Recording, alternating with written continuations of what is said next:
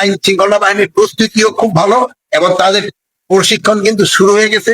এবং আপনারা জানেন যে আমরা অনেক সংখ্যক কিন্তু তাদের বাড়িয়ে দিয়েছি এবং সেনাবাহিনী, নৌবাহিনী এবং বিমান বাহিনী সবাই কিন্তু এবার ইলেকশনে থাকে।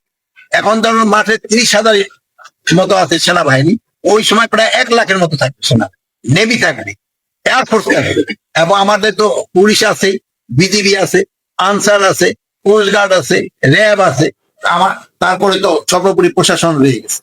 বাট নির্বাচনটা তো শুধু আইন শৃঙ্খলা বাহিনীর উপরে নির্ভর করে না, নির্বাচনটা নির্ভর করে জনগণের উপর। জনগণ কিন্তু এর লোক নেই। জনগণ যদি নির্বাচনমুখী দেশ হয়ে যাবে সে এটা কেউ আটকাতে পারবে না।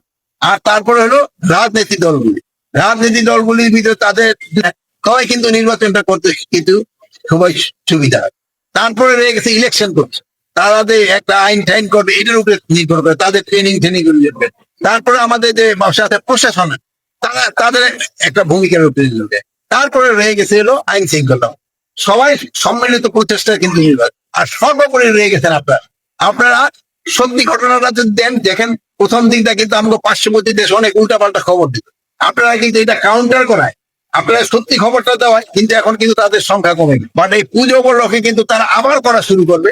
আমি আপনাদের অনুরোধ করবো, আপনারা আগে যে ভূমিকাটা পালন করছেন এবার ওইভাবে করবেন এবং তাদের কাউন্টার করবেন এবং জনগণ যেন সত্যি ঘটনাটা পায় ওইটা দাও।